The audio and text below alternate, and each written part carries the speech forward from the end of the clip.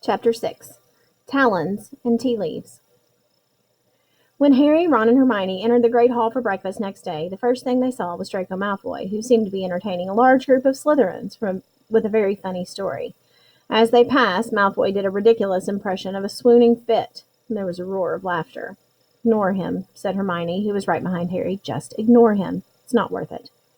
"Hey, Potter!" shrieked Pansy Parkinson, a Slytherin girl with a face like a pug. "Potter! The Dementors are coming, Potter! Woo!" Harry dropped into a seat at the Gryffindor table next to George Weasley. "New third-year timetables," said George, passing them over. "What's up with you, Harry?" "Malfoy," said Ron, sitting down on George's other side and glaring over at the Slytherin table. George looked up in time to see Malfoy pretending to faint with terror again. "That little git," he said calmly. He wasn't so cocky last night when the Dementors were down on our end of the train. Came running into our compartment, didn't he, Fred?" "Nearly wet himself," said Fred, with a contemptuous glance at Malfoy. "I wasn't too happy myself," said George. "They're horrible things, those Dementors. Sort of freeze your insides, don't they?" said Fred. "You didn't pass out, though, did you?" said Harry in a low voice. "Forget it, Harry," said George bracingly. "Dad had to go out to Azkaban one time. Remember, Fred? And he said it was the worst place he'd ever been. He came back all weak and shaking. They suck the happiness out of a place, Dementors. Most of the prisoners go mad in there." "Anyway, we'll see how happy Malfoy looks after our first Quidditch match," said Fred. "Gryffindor versus Slytherin. First game of the season, remember?" The only time Harry and Malfoy had faced each other in a Quidditch match, Malfoy had definitely come off worse. Feeling slightly more cheerful, Harry helped himself to sausages and fried tomatoes. Hermione was examining her new timetable. "Oh, good, we're starting some new subjects today," she said happily. "Hermione," said Ron, frowning as he looked over her shoulder, "they've messed up your timetable. Look, they've got you down for about 10 subjects a day. There isn't enough time." "I'll manage. I fixed it all with Professor McGonagall." "But look," said Ron, laughing. "See this morning? 9 o'clock divination, and underneath 9 o'clock Muggle studies, and—" Ron leaned closer to the timetable, disbelieving. "Look, underneath that, arithmancy. 9 o'clock. I mean, I know you're good, Hermione, but no one's that good. How are you supposed to be in 3 classes at once?" "Don't be silly," said Hermione shortly. "Of course I won't be in 3 classes at once." "Well, then, pass the marmalade," said Hermione. "But, oh, Ron, what's it to you if my timetable's a bit full?" Hermione snapped. "I told you, I fixed it all with Professor McGonagall." Just then, Hagrid entered the Great Hall. He was wearing his long moleskin overcoat and was absent-mindedly swinging a dead polecat from one enormous hand. "All right," he said eagerly, pausing on the way to the staff table. You're in my first ever lesson, right after lunch. Been up since 5, getting everything ready. Hope it's okay, me, a teacher, honestly." He grinned broadly at them and headed off to the staff table, still swinging the polecat. "Wonder what he's been getting ready," said Ron, a note of anxiety in his voice. The hall was starting to empty as people headed off toward their first lesson. Ron checked his timetable. "We better go. Look, divination's at the top of the North Tower. It'll take us 10 minutes to get there." They finished their breakfast hastily, said goodbye to Fred and George, and walked back through the hall. As they passed the Slytherin table, Malfoy did yet another impression of a fainting fit. The shouts of laughter followed Harry into the entrance hall. The journey through the castle to North Tower was a long one. 2 years at Hogwarts hadn't taught them everything about the castle, and they'd never been inside the North Tower before. "There's got to be a shortcut," Ron panted as they climbed their 7th long staircase and emerged on an unfamiliar landing where there was nothing but a large painting of a bare stretch of grass hanging on the stone wall. "I think it's this way," said Hermione, peering down the empty passage to the right. "Can't be," said Ron. "That's south. Look, you can see a bit of the lake out the window." Harry was watching the painting. A fat, dapple-gray pony had just ambled onto the grass and was grazing nonchalantly. Harry was used to the subjects of Hogwarts paintings moving around and leaving their frames to visit each other, but he always enjoyed watching them. A moment later, a short, squat knight in a suit of armor had clanked into the picture after his pony. By the look of the grass stains on his metal knees, he had just fallen off. "Aha!" he yelled, seeing Harry, Ron, and Hermione. "What villains are these, trespass upon my private lands? Come to scorn at my fall, perchance? Draw, you knaves, you dogs!" They watched in astonishment as the little knight tugged a sword out of his scabbard and began brandishing it violently, hopping up and down in rage. But the sword was too long for him. A particularly wild swing made him overbalance, and he landed face down in the grass. "Are you all right?" said Harry, moving closer to the picture. "Get back, you scurvy braggart! Back, you rogue!" The knight seized his sword again and used it to push himself back up, but the blade sank deeply into the grass, and though he pulled with all his might, he couldn't get it out again. Finally, he had to flop back down onto the grass and push up his visor to mop his sweating face. Listen, said Harry, taking advantage of the knight's exhaustion. We're looking for the North Tower. You don't know the way, do you? A quest! The knight's rage seemed to vanish instantly. He clanked to his feet and shouted, Come, follow me, dear friends, and we shall find our goal, or else shall perish bravely in the charge. He gave the sword another fruitless tug, tried and failed to mount the fat pony, and cried, On foot then, good sirs and gentle lady! On! And he ran, clanking loudly, into the left-hand side of the frame and out of sight. They hurried after him along the corridor, following the sound of his armor. Every now and then they spotted him running through a picture ahead. Be of stout heart, the worst is yet to come, yelled the knight, and they saw him reappear in front of an alarmed group of women in crinolines whose picture hung on the wall of a narrow spiral staircase. Puffing loudly, Harry, Ron, and Hermione climbed the tightly spiraling steps, getting dizzier and dizzier, until at last they heard the murmur of voices above them and knew they had reached the classroom. Farewell, cried the knight, popping his head into a painting of some sinister-looking monks. Farewell, my comrades in arms. If you've ever in need of a noble heart and steely sinew, call upon Sir Cadogan. Yeah, we'll call you, muttered Ron, as the knight disappeared. We ever need someone mental. They climbed the last few steps and emerged onto a tiny landing, where most of the class was already assembled. There were no doors off this landing. Ron nudged Harry and pointed at the ceiling, where there was a circular trapdoor with a brass plaque on it. Sybil Trelawney, divination teacher, Harry read. How are we supposed to get up there?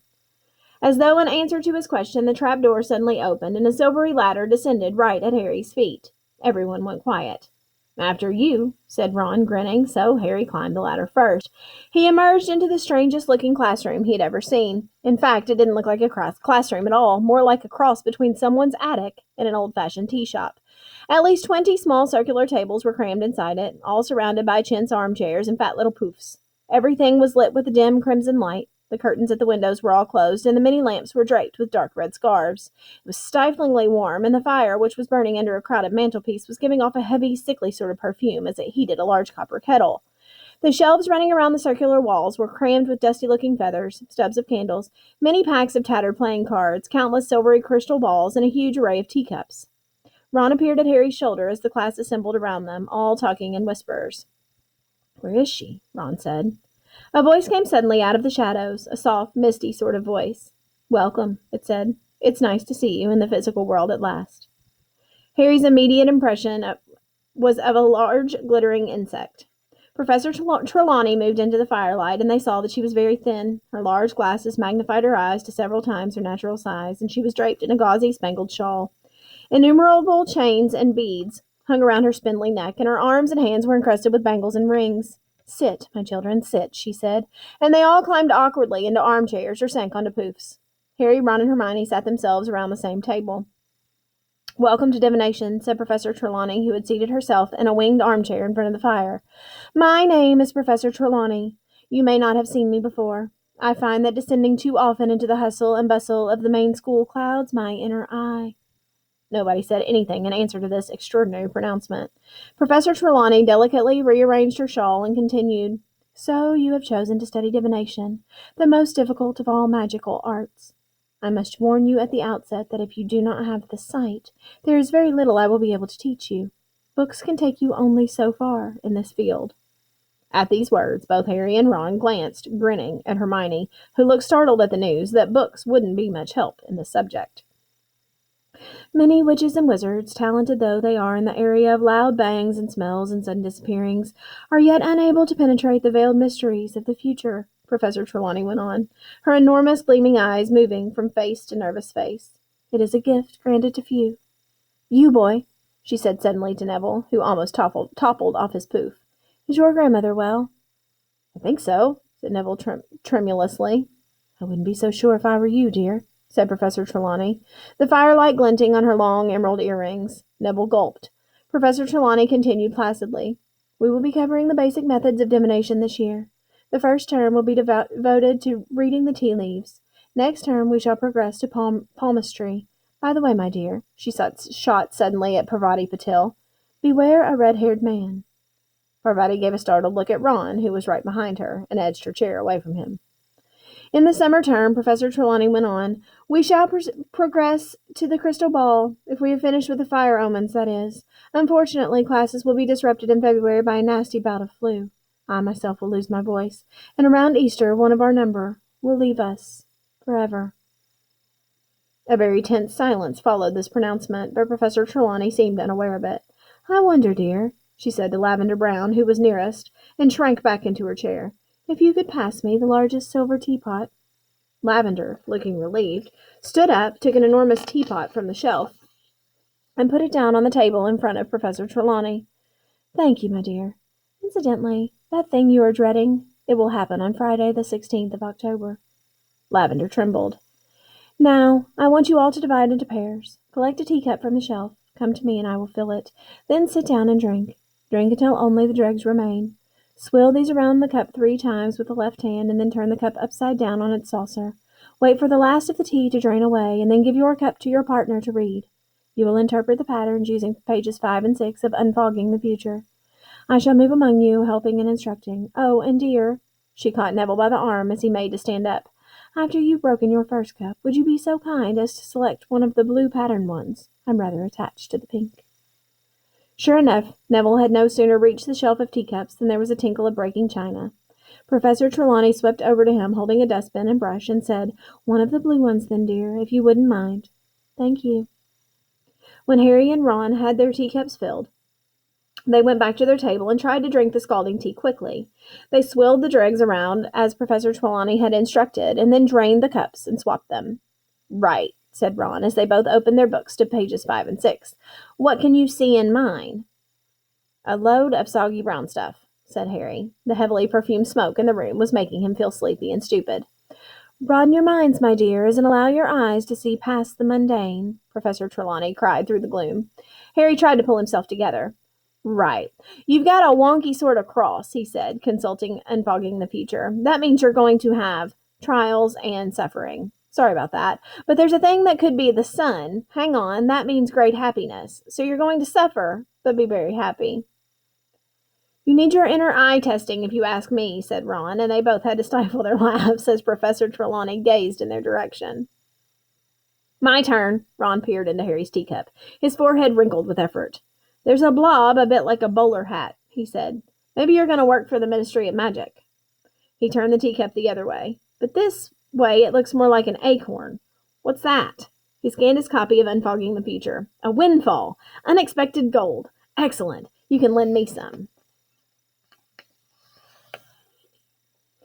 "And there's a thing here." He turned the cup again. "That looks like an animal. Yeah, if that was its head, it looks like a hippo. No, a sheep." Professor Trelawney whirled around as Harry let out a snort of laughter. "Let me see that, my dear," she said reprovingly to Ron, sweeping over and snatching Harry's cup from him. Everyone went quiet to watch. Professor Trelawney was staring into the teacup, rotating it anti-clockwise. "The falcon. My dear, you have a deadly enemy." "But everyone knows that," said Hermione in a loud whisper. Professor Trelawney stared at her. "Well, they do," said Hermione. "Everybody knows about Harry and you-know-who." Harry and Ron stared at her with a mixture of amazement and admiration. They had never heard Hermione speak to a teacher like that before. Professor Trelawney chose not to reply. She lowered her huge eyes to Harry's cup again and continued to turn it. "The club. An attack. Dear, dear, this is not a happy cup." "The skull." "Oh, I thought that was a bowler hat," said Ron sheepishly. "The skull. Danger in your path, my dear." Everyone was staring, transfixed at Professor Trelawney, who gave the cup a final turn, gasped, and then screamed. There was another tinkle of breaking china. Neville had smashed his second cup. Professor Trelawney sank into a vacant armchair, her glittering hand at her heart and her eyes closed. "My dear boy, my poor dear boy, no, no, it is kinder not to say. No, no, do not ask me." "What is it, Professor?" said Dean Thomas at once. Everyone had got to their feet, and slowly they crowded around Harry and Ron's table, pressing close to Professor Trelawney's chair to get a good look at Harry's cup. "My dear," Professor Trelawney's huge eyes opened dramatically, "you have the Grim." "The what?" said Harry. He could tell that he wasn't the only one who didn't understand. Dean Thomas shrugged at him, and Lavender Brown looked puzzled, but nearly everybody else clapped their hands to their mouths in horror. "The Grim, my dear, the Grim!" cried Professor Trelawney, who looked shocked that Harry didn't understand. "The giant spectral dog that haunts churchyards. My dear boy, it is an omen, the worst omen of death." Harry's stomach lurched. That dog on the cover of Death Omens and Flourish and Blots. The dog in the shadows of Magnolia Crescent. Lavender Brown clapped her hands to her mouth, too. Everyone was looking at Harry. Everyone except Hermione, who had got up and moved around to the back of Professor Trelawney's chair. "I don't think that looks like a Grim," she said flatly. Professor Trelawney surveyed Hermione with mounting dislike. "You'll forgive me for saying so, my dear, but I perceive very little aura around you. Very little receptivity to the resonances of the future." Seamus Finnegan was tilting his head from side to side. "It looks like a Grim if you do this," he said, with his eyes almost shut. "But it looks more like a donkey from here," he said, leaning to the left. "When you've all finished deciding whether I'm going to die or not," said Harry, taking himself by surprise. Now nobody wanted to look at him. "I think we'll leave the lesson here for today," said Professor Trelawney in her mistiest voice. "Yes, please pack away your things." Silently, the class took their teacups back to Professor Trelawney, packed away their books, and closed their bags. Even Ron was avoiding Harry's eyes. "Until we meet again," said Professor Trelawney faintly. "Fair fortune be yours. Oh, and dear," she pointed at Neville, "you'll be late next time, so mind you work extra hard to catch up." Harry, Ron, and Hermione descended Professor Trelawney's ladder and the winding staircase in silence, then set off for Professor McGonagall's Transfiguration lesson. It took them so long to find her classroom that, early as they had left divination, they were only just in time. Harry chose a seat right at the back of the room, feeling as though he was sitting in a very bright spotlight. The rest of the class kept shooting furtive glances at him, as though he was about to drop dead at any moment. He hardly heard what Professor McGonagall was telling them about animagi, wizards who could transform at will into animals, and wasn't even watching when she transformed herself in front of their eyes into a tabby cat with spectacle markings around her eyes. "Really, what has got into you all today?" said Professor McGonagall, turning back into herself with a faint pop, and staring around at them all. "Not that it matters, but that's the first time my transformation's not got applause from a class." Everybody's heads turned toward Harry again, but nobody spoke. Then Hermione raised her hand. "Please, Professor, we've just had our first divination class, and we're reading tea leaves, and—" "Ah, of course," said Professor McGonagall, suddenly frowning. "There's no need to say any more, Miss Granger. Tell me, which one of you will be dying this year?" Everyone stared at her. "Me," said Harry, finally. "I see," said Professor McGonagall, fixing Harry with her beady eyes. "Then you should know, Potter, that Sybil Trelawney has predicted the death of one student a year since she arrived at this school. None of them has died yet. Seeing death omens is her favorite way of greeting a new class. If it were not for the fact that I will never speak ill of my colleagues—" Professor McGonagall broke off, and they saw that her nostrils had gone white. She went on, more calmly. "Divination is one of the most imprecise branches of magic. I shall not conceal from you that I have very little patience with it. True seers are very rare, and Professor Trelawney—" She stopped again, and then she said in a very matter-of-fact tone, "You look in excellent health to me, Potter, so you will excuse me if I don't let you off homework today. I assure you that if you die, you need not hand it in." Hermione laughed. Harry felt a bit better. It was harder to feel scared of a lump of tea leaves away from the dim red light and befuddling perfume of Professor Trelawney's classroom. Not everyone was convinced, however. Ron still looked worried, and Lavender whispered, "But what about Neville's cup?" When the Transfiguration class had finished, they joined the crowd thundering toward the Great Hall for lunch. "Ron, cheer up," said Hermione, pushing a dish of stew toward him. "You heard what Professor McGonagall said." Ron spooned stew onto his plate and picked up his fork, but didn't start. "Harry," he said in a low, serious voice, "you haven't seen a great black dog anywhere, have you?" "Yeah, I have," said Harry. "I saw one the night I left the Dursleys." Ron let his fork fall with a clatter. "Probably a stray," said Hermione calmly. Ron looked at Hermione as though she had gone mad. "Hermione, if Harry's seen a Grim, that's bad," he said. My Uncle Bilius saw one, and he died 24 hours later." "Coincidence," said Hermione airily, pouring herself some pumpkin juice. "You don't know what you're talking about," said Ron, starting to get angry. "Grims scare the living daylights out of most wizards." "There you are, then," said Hermione in a superior tone. "They see the Grim and die of fright. The Grim's not an omen, it's the cause of death. And Harry's still with us because he's not stupid enough to see one and think, right, well, I'd better pop my clogs then." Ron mouthed wordlessly at Hermione, who opened her bag, took out her new arithmancy book, and popped it open against the juice jug. "I think divination seems very woolly," she said, searching for her page. "A lot of guesswork, if you ask me." "There was nothing woolly about the Grim in that cup," said Ron hotly. "You didn't seem quite so confident when you were telling Harry it was a sheep," said Hermione coolly. "Professor Trelawney said you didn't have the right aura. You just don't like being rubbish at something for a change." He had touched a nerve. Hermione slammed her arithmancy book down on the table so hard that bits of meat and carrot flew everywhere. If being good at divination means I have to pretend to see death omens in a lump of tea leaves, I'm not sure I'll be studying it much longer. That lesson was absolute rubbish compared to my arithmancy class." She snatched up her bag and stalked away. Ron frowned after her. "What's she talking about?" he said to Harry. "She hasn't been to an arithmancy class yet." Harry was pleased to get out of the castle after lunch. Yesterday's rain had cleared. The sky was clear, pale gray, and the grass was springy and damp underfoot as they set off for their first ever Care of Magical Creatures class. Ron and Hermione weren't speaking to each other. Harry walked beside them in silence, and they went down the sloping lawns to Hagrid's hut on the edge of the Forbidden Forest. It was only when he spotted three only too familiar backs ahead of them that he realized they must be having these lessons with the Slytherins. Malfoy was talking animatedly to Crabbe and Goyle, who were chortling. Harry was quite sure he knew what they were talking about. Hagrid was waiting for his class at the door of his hut. He stood in his moleskin overcoat with Fang the Boarhound at his heels, looking impatient to start. "Come on now, get a move on," he called as the class approached. "Got a real treat for you today. Great lesson coming up. Everyone here? Right. Follow me." For one nasty moment, Harry thought that Hagrid was going to lead them into the forest. Harry'd had enough unpleasant experiences in there to last him a lifetime. However, Hagrid strolled off around the edge of the trees, and 5 minutes later they found themselves outside a kind of paddock. There was nothing in there. "Everyone gather round the fence here," he called. "That's it. Make sure you can see. Now, first thing you'll want to do is open your books." "How?" said the cold, drawling voice of Draco Malfoy. "Eh?" said Hagrid. "How do we open our books?" Malfoy repeated. He took out his copy of the Monster Book of Monsters, which he had bound shut with a length of rope. Other people took theirs out too. Some, like Harry, had belted their books shut. Others had crammed them inside tight bags or clamped them together with bull clips. Hasn't anyone been able to open their books?" said Hagrid, looking crestfallen. The class all shook their heads. "You've got to stroke 'em," said Hagrid, as though this was the most obvious thing in the world. "Look." He took Hermione's copy and ripped off the spellotape that bound it. The book tried to bite, but Hagrid ran a giant forefinger down its spine, and the book shivered and then fell open and lay quiet in his hand. "Oh, how silly we've all been," Malfoy sneered. "We should have stroked them. Why didn't we guess?" I thought they were funny," Hagrid said uncertainly to Hermione. "Oh, tremendously funny," said Malfoy. "Really witty, giving us books that try and rip our hands off."